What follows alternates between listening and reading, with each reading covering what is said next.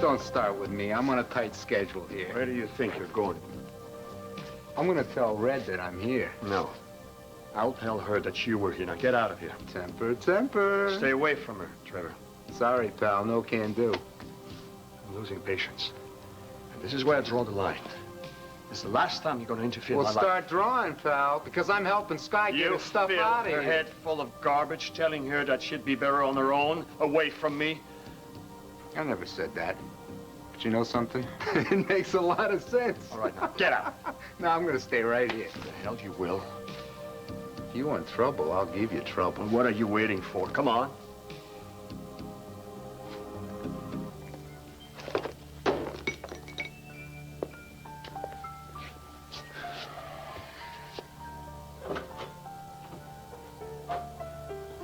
All right, how is she? I'm sorry, what? Erica, the phone call you just got, how is she? Listen, Travis, in all your travels, did you ever run across a Captain Lindstrom? No, why? Well, he's the captain of the ship they're on.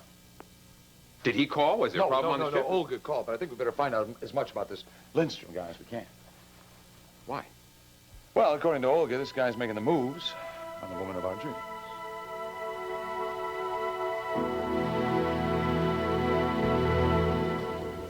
Well, it certainly has been a very long time since I've had such an elegant lunch. It's rare that I have such charming company. Have you been to Bermuda before? Once, when I was a very little girl. I really don't remember anything about it. Then I look forward to showing it to you. Are you sure you're going to have time? For you, I'll make time. Well, I'm very flattered, but I feel a little guilty, too. Why is that? Well, I see that you're being very attentive to my daughter and me, but I'm sure your other passengers are going to feel slighted. Don't let that bother you. You are the most enchanting woman I have ever met. And I've met quite a few. Yes, I bet you have. Come.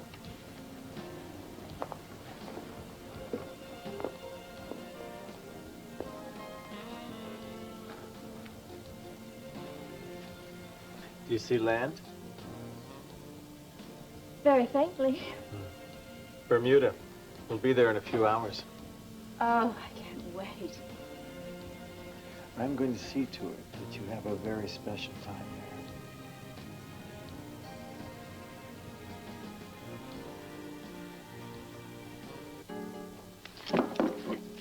Give it to me, Letty G. Where'd you get this? I bought it, okay? No, it's not okay. Why in the world would you need a gun?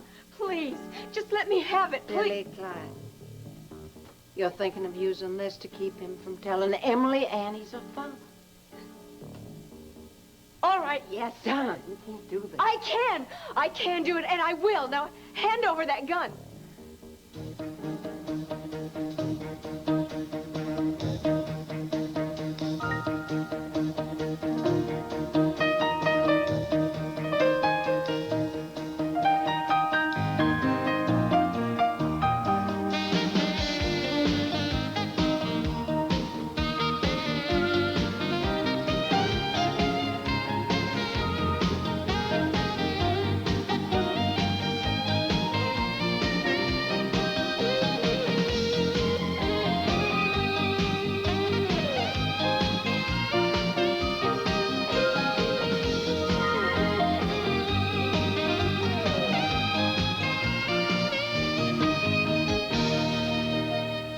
All My Children, brought to you by the Carnation Company, makers of wholesome foods for all the family.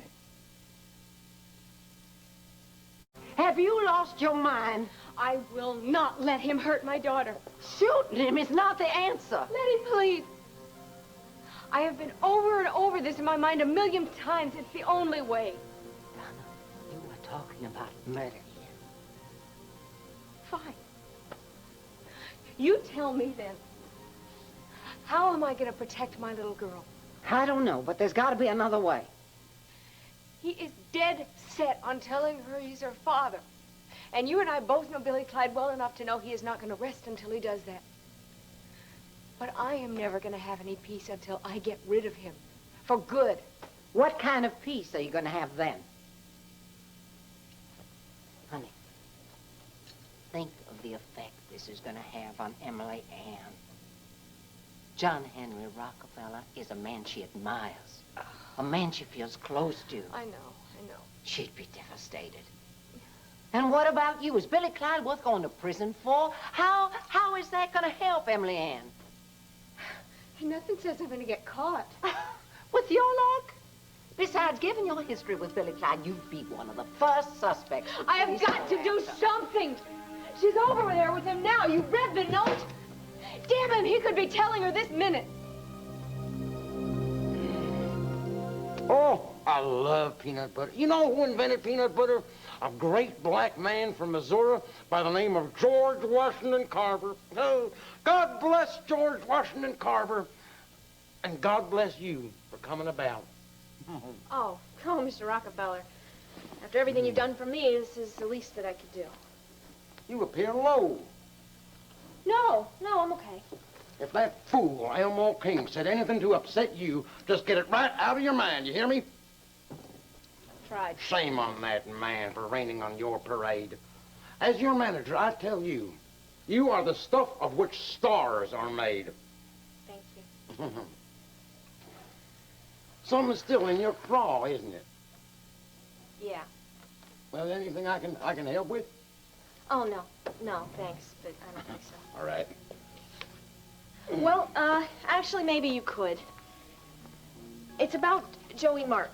Oh, well, that young man who's stuck on you? Yeah. Mr. Rockefeller, he kissed me last night. Did he go out of line with you? Oh, no, he's not like that. Well, I should hope not. It's just that I think he likes me a lot. That is an understatement. I seen the way that poor boy looks at you. How do you feel about him? That's just it, I don't know. You know, Joey is a terrific guy. He's really nice and everything. But I don't know.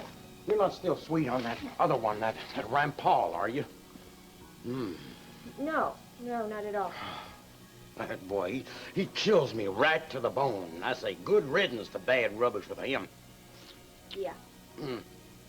But you know, the thing is, the way that I did feel about David before, you know, it's just not there with Joey. Oh, he's like a friend and not like a boyfriend. Right. Well, listen, honey, nothing is written in stone, and you have many long years ahead of you with many a long line of gentlemen who come a-calling for your heart. Oh, yes, that's so. It is. I just need help in figuring out what to do now, you know? I mean, do you think that I should just do it? I should just stop seeing him? Well, I can't answer that question for you.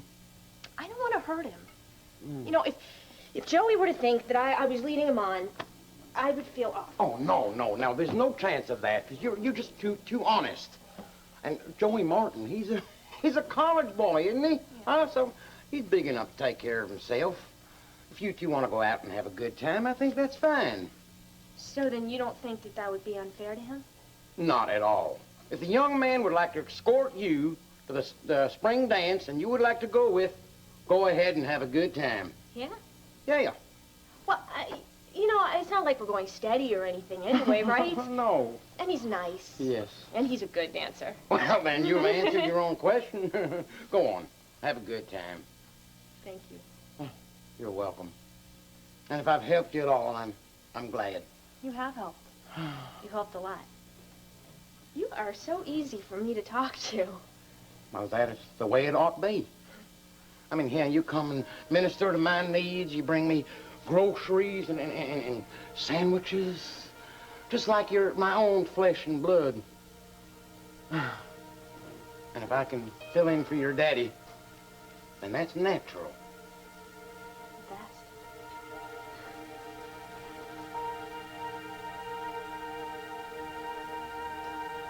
I know you want to get her away from me. I never did anything to break the two of you up. But you know something? It's the best move she ever made. So what is it, Trevor? Is that your way to get back at me? I hate to break your bubble, cowboy, but I don't pay that much attention to you. Same old pattern, isn't it? First Marissa, then Natalie, and now you're after Skye. You got rid of the first two on your own. But when it comes to Red, Never thought of her as anything more than, a friend. Now, don't give me that. But now that you mention it, it sounds like a good idea. Lord knows you're not good for her. Sure, and you are, right? Better than you any day. Same old Trevor. Wake up, Mahatma. No real dame is gonna go after you. Your perfection routine pushes her right out the door. And I don't blame him. He wants to hang out with a saint. Now, you listen to me carefully. I told you once, if you ever hurt someone I love again, I'd kill you. Yeah, and I was really listening, wasn't Well, I? I meant it, Betty.